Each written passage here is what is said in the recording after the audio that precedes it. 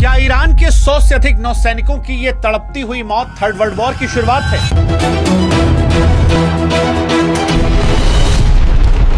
क्योंकि जिस वक्त दुनिया की नजरें इजराइल के तेल अवीव की बमबारी, तेहरान में खामनोई और 160 से अधिक बच्चों की लाशों पर थी, ईरान में दिख रहे मलबों पर थी, उसी वक्त इंडियन ओशियन के गहरे नीले पानी में अमेरिका ने वो कर दिया जिसकी शायद कल्पना भी किसी ने नहीं की थी। ईरान का सबसे मॉडर्न जंगी जहाज, जिसका 24 घंटे पहले भारत में स्वागत हो रहा था, वो समंदर की गहराइयों में दफन हो चुका है और इसके साथ ही 100 से अधिक ईरानी नौसैनिकों की जल समाधि बन गई है। कोई इसे अमेरिका का स्मार्ट मूव कह रहा है, कोई इसे अमेरिका का सबसे बड़ा धोखा कह रहा है। लेकिन इस खौफ को समझना है तो ये फैक्ट समझिए कि दुनिया ने ऐसा मंजर आखिरी बार 44 साल पहले 1982 के फॉकलैंड युद्ध में देखा था। तब से लेकर आज तक दुनिया में किसी ने भी इस तरह से जंगी जहाज को डुबाने की हिम्मत नहीं की थी। लेकिन अब अमेरिका ने जो किया है, सवाल यह है कि क्या वो तीसरे विश्व युद्ध की शुरुआत करने वाला है? क्योंकि जो खबर श्रीलंका के तट से आई है उसने डिफेंस एक्सपर्ट्स के माथे पर पसीना ला दिया है। ये कोई मामूली मिलिट्री घटना नहीं है, ये समंदर के सीने पर लिखी गई मौत की वो कहानी है जिसे दुनिया आगे आने वाले दशकों तक नहीं भूलने वाली है। अमेरिका के लिए तो ये सेकेंड वर्ल्ड वॉर के बाद इस तरह का पहला अटैक है और इसके साथ ही ऐसा दिखता है कि शायद दुनिया के ग्लोबल शांति के ताबूत में अमेरिका ने वो आखिरी कील ठोक दी है जहां से बातचीत खत्म हो जाती है। अब बर्बादी का दौर शुरू होता है। बर्बादी ईरान की, बर्बादी इजराइल की, बर्बादी अमेरिका की और इसके साथ बर्बादी दुनिया की, क्योंकि ईरान जो खामनोई और 160 बच्चों की मौत से पहले से ही बौखलाया था, इस घटना के बाद वो पागलपन की पराकाष्ठा को पार कर सकता है। और अगर ऐसा होता है तो दुनिया में तेल के दाम जो हैं वो आसमान को छू जाएंगे। अगर रूस या चीन ने साथ दिया तो क्या वो न्यूक्लियर अटैक कर सकता है?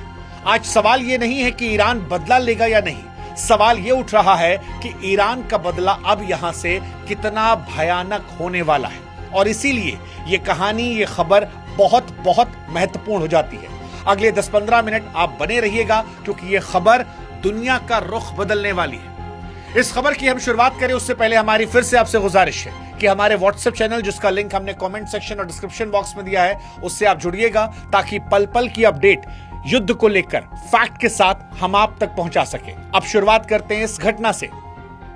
क्या जो ये घटना है ये दुनिया को वर्ल्ड वॉर में तब्दील करेगी? तो देखिए, बहुत स्पष्ट हम आपको बता दें कि यह हमला सिर्फ ईरान के जहाज को डुबोने का नहीं है, ये तमाम उन इंटरनेशनल समझौतों की मौत है जो हमें अब तक थर्ड वर्ल्ड वॉर से बचा के रखे थे। इसके नतीजे इतने खौफनाक हो सकते हैं कि पूरी दुनिया का नक्शा बदल सकता है। सबसे बड़ा खतरा तो ये कि अब हिंद महासागर पूरी तरह से एक डेथ जोन बन चुका है। अब तक ये समंदर बिजनेस के लिए सबसे सुरक्षित माना जा रहा था, लेकिन अमेरिका की इस स्ट्राइक ने यह साबित कर दिया कि यहां कोई भी सुरक्षित नहीं। अब भारत के समुद्री रास्तों से गुजरने वाला हर तेल टैंकर मौत के साए में चलेगा। अगर ईरान ने बदला लेने के लिए होर्मुज को बंद कर दिया तो सिर्फ तेल नहीं रुकेगा, हमारे और आपके घरों की गाड़ी का पहिया और घर का चूल्हा भी रुक जाएगा। ऐसा हो सकता है कि पेट्रोल डीजल पहले 200, फिर 300 और फिर 500 को पार कर जाए। और यहीं से सवाल है कि क्या अमेरिका ने जो ये कदम उठाया है, यह अमेरिका इजराइल ईरान को तो जलाएगा ही, लेकिन दुनिया को भी क्या भुखमरी कगार पर ले जाएगा? लेकिन इससे बड़ा खतरा दूसरा है, क्योंकि इस घटना के बाद परमाणु युद्ध का खतरा भी बड़ा हो गया है। ईरान उस मोड़ पर खड़ा है जहां पर अब उसके पास धीरे धीरे खोने के लिए कम चीजें बची हैं। 28 फरवरी को खामनोई की मौत हुई, उसके बाद मीनाब के स्कूल पर जो हमला हुआ उसमें 160 के करीब मासूम बच्चे और लड़कियों की मौत हुई और तभी से तेहरान की आंखों में खून उतरा है। अब अगर यहां से एक भी बटन दबता है तो ऐसा हो सकता है कि दुनिया विश्व युद्ध के मुहाने पर हो। और यही से सवाल है कि क्या हम तैयार हैं अमेरिका की खामोश मौत के बाद आने वाले महाविनाश के लिए? सवाल ये कि अभी लड़ाई जो है वो इजराइल, अमेरिका, ईरान और खाड़ी देशों तक है, लेकिन क्या भविष्य में भी ये यहीं रहेगी या इसकी राख पूरी दुनिया के आसमान पर छाएगी? ये दुनिया की कूटनीति का अंत है या एक ऐसे जंगल राज की शुरुआत जहां जिसकी लाठी उसी की भैंस? ये बड़ा महत्वपूर्ण सवाल है। और इससे महत्वपूर्ण सवाल है कि अमेरिका ने इंडियन ओशियन में ईरानी जहाज को डुबोकर स्मार्ट मूव किया या गद्दारी? क्योंकि दुनिया का एक हिस्सा अमेरिका के इस कदम को स्ट्रेटेजिक मूव कह रहा है, लेकिन एक हिस्सा है जो इसे इंटरनेशनल रूल्स की धज्जियां उड़ाने पर जोर दे रहा है। सवाल यह है कि IRIS पर जो यह हमला है, क्या उस भरोसे के कत्लगाह में हुआ है जहां पर उम्मीद नहीं थी? क्योंकि अमेरिका ने इस जहाज को उस वक्त निशाना बनाया जब वो एक इंटरनेशनल फ्रेंडशिप मिलन 2026 से लौट रहा था। और इसके बाद अमेरिका के मंत्री पीट हेग्सेथ की वो क्रूर मुस्कान, जहां पर प्रेस कॉन्फ्रेंस में उन्होंने इसे क्वाइट डेथ और अमेरिकी नौसेना के लिए 1945 के बाद की सबसे बड़ी जीत कहकर न सिर्फ 100 से ज्यादा नौसैनिकों की मौत का जश्न मनाया, बल्कि मानो दुनिया को चेतावनी दे दी कि अब कोई भी सुरक्षित नहीं है। अमेरिका इसे क्वाइट डेथ कह रहा है क्योंकि समंदर के नीचे टॉर्पीडो की आवाज कोई नहीं सुनता। लेकिन आज वो 100 से ज्यादा परिवारों की चीखें दुनिया को सुनाई पड़ेंगी, क्योंकि अमेरिका का कदम सिर्फ होशियारी नहीं है, ये होशियारी के साथ खुलेआम गुंडागर्दी भी है। और आज अमेरिका दुनिया को एक शिकारी के तौर पर नजर आ रहा है, वो शिकारी जिसने भारत जैसे दोस्त को भी शॉक कर दिया है। अमेरिका ने क्या ईरान के जहाज को डुबाने के लिए जानबूझकर भारत को चुना? यह सवाल आज भारतीयों को भी सुनना चाहिए। क्या वॉशिंगटन ने जानबूझकर इस हमले के लिए वो जगह और वो वक्त चुना जब IRIS देना विशाखापट्टनम से वापस लौट रहा था? भारत एक तरफ मेहमान नवाजी कर रहा था, तिरंगा लहरा रहा था, फूल चढ़ा रहा था और फिर विदा कर रहा था, और इन सब के बीच में अमेरिका घात लगाए बैठा था। और उसके बाद अमेरिका ने अटैक कर दिया उन सैनिकों पर जो भारत से तिलक लगा कर निकले थे। सवाल यह है कि भारत क्या इसका कर्ज चुका पाएगा? क्योंकि अमेरिका ने यह जताने की कोशिश की है कि भारत की जमीन पर आपका वेलकम चाहे जितना भी ग्रैंड हुआ, लेकिन अमेरिकी साइलेंट किलर की पहुंच से आपको कोई नहीं बचा सकता। भारत के पड़ोस में श्रीलंका के गाले तट पर यह हमला करना एक सोची समझी स्ट्रेटजी लगती है, ताकि हिंद महासागर में भारत की बढ़ती साख को भी सीधे तौर पर चुनौती दी जाए। सवाल यहां पर यह है कि भारत जिसे विदा कर रहा था, क्या अब उस पर खामोश रहेगा? क्या हमारी न्यूट्रलिटी कीमत 100 से अधिक ईरानी नौसैनिकों की जान है? और क्या विदा करने के बाद हम इस पर भी कोई टिप्पणी नहीं करेंगे, जैसे हमने खामनोई की मौत पर या 160 बच्चों की मौत पर खामोशी अख्तियार कर रखी थी? यह समझना बड़ा जरूरी है, और साथ ही समझना यह भी जरूरी है कि वो कौन सा शिकारी था जिसने शिकार किया, क्योंकि यह हमला टेक्नोलॉजी के हिसाब से जितना सटीक था उतना ही डरावना। मतलब आप कल्पना कीजिए कि समंदर की गहराई से एक मौत का गोला आता है और पल भर में 100 से अधिक जिंदगियां खत्म हो जाती हैं। लेटेस्ट रिपोर्ट कंफर्म करती है कि अमेरिका की वर्जीनिया क्लास की किसी भी न्यूक्लियर सबमरीन ने समंदर के नीचे किसी भूत की तरह इस जहाज का पीछा किया और इसके बाद IRIS देना को टॉर्पीडो से डुबो दिया। जैसा कि हमने बताया कि पूरी दुनिया में साल 1982 के बाद यह पहली बार हुआ है। अमेरिका की तरफ से सेकेंड वर्ल्ड वॉर के बाद यह पहली बार हुआ है। टॉर्पीडो का इस्तेमाल करना ही यह बताता है कि अमेरिका इस जहाज को संभलने का एक सेकेंड भी मौका नहीं देना चाहता था। यह सिर्फ एक जहाज को डुबोना नहीं था, बल्कि ईरान की इंटेलिजेंस की एक बहुत बड़ी नाकामी भी थी।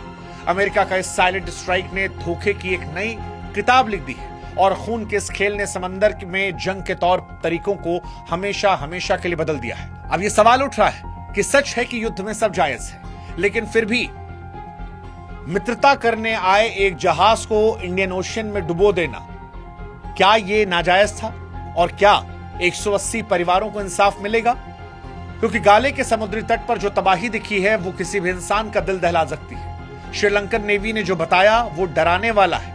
उनके चेहरे पर पसीने थे जो मंजर उन्होंने देखा। समंदर की सतह पर जहाज का मलबा नहीं बल्कि तेल की काली चादर के बीच 80 से ज्यादा नौसैनिकों के शव बरामद हुए। 180 के क्रू में सिर्फ 32 को बचाया गया। 70 से ज्यादा लोग जो हैं अभी भी गायब हैं, लापता हैं। शायद उनकी लाशें भी कभी नहीं मिल पाएंगी। ये सैनिक थे, जंगी जहाज पर थे, मौत से खेलना इनका पेशा था। लेकिन जैसा कि हमने कहा कि जंग के फिर भी कुछ नियम होते हैं, कायदे होते हैं। पुराने समय में भी नियम था कि जो मेहमान बनकर आए उस पर पीछे से वार नहीं करते। ये सैनिक किसी मोर्चे पर तैनात नहीं थे। ये भारत में एक शांति मिशन से लौट रहे थे, और जब कोई फौजी दुश्मन के सामने सीना तान कर खड़ा हो, उसे गोली लगे, तब वो शहादत है। लेकिन जब दोस्ती का हाथ बढ़ाकर लौट रहा और समंदर की गहराइयों से छिपकर उस पर टॉर्पीडो दागा जाए, तो यह शहादत नहीं बल्कि कोल्ड ब्लडेड मर्डर है। उन माओं के दर्द के बारे में सोचिए जिन्होंने कल अपने बेटों को भारत की धरती पर मुस्कुराते हुए देखा होगा। वो क्या पूछेंगे कि बेटा तो शांति के लिए गया था, अमेरिका ने समंदर में दफन क्यों किया? श्रीलंका के तट पर बिखरा यह मलबा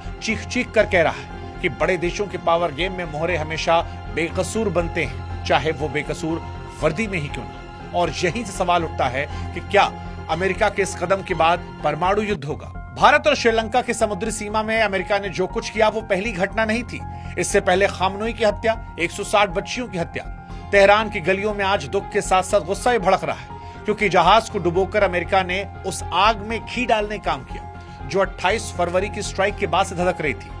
ईरान के रिवॉल्यूशनरी गार्ड्स के लिए अब ये लड़ाई उनकी इज्जत पर हमला है। ईरान के भीतर से उठ रही आवाजें अब छोटे मोटे हमलों नहीं बल्कि अंतिम युद्ध की मांग कर रही है। और सवाल अब ये नहीं कि ईरान बदला लेगा या नहीं, सवाल ये है कि वह दुनिया की सबसे जरूरी तेल सप्लाई लाइन हॉर्मुज को हमेशा के लिए क्या बंद करेगा।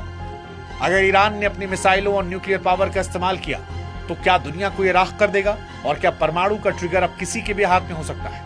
क्या हम विनाश की तरफ बढ़ रहे हैं? क्योंकि श्रीलंका के तट पर तैरता मलबा चीख चीख कर कह रहा है कि अमेरिका ने वो लाइन खींच दी है जहां से वापसी का रास्ता खत्म हो गया है। ये टॉर्पीडो हमला किसी एक जहाज पर नहीं बल्कि इंसानियत पर हुआ है। ये साफ तौर पर तीसरे विश्व युद्ध की पक्की आहट है। बड़े देशों की ये जिद हमारी सीमाओं और हमारे पड़ोस तक पहुंच चुकी है और अब कोई भी सुरक्षित नहीं। अमेरिका ने नियम नहीं तोड़े हैं बल्कि उन्हें जलाया है। इसलिए जाते जाते हमारा सवाल आपसे कि क्या आपको भी लगता है कि अमेरिका अब अनकंट्रोल्ड शिकारी बन चुका है? क्या भारत को अपने पड़ोस में इस भरोसे के कत्ल पर चुप रहना चाहिए या फिर अपनी आवाज को सख्त करना चाहिए? आपकी राय कमेंट सेक्शन में हम इंतजार करेंगे और साथ ही इंतजार करेंगे हमारे व्हाट्सएप ग्रुप का, जहां पर आप जुड़िए ताकि हर एक वीडियोस हम आप तक पहुंचा सके। लेकिन फिर सवाल भी, क्या इस कदम के बाद वर्ल्ड वॉर की शुरुआत हो चुकी है? क्या लगता है?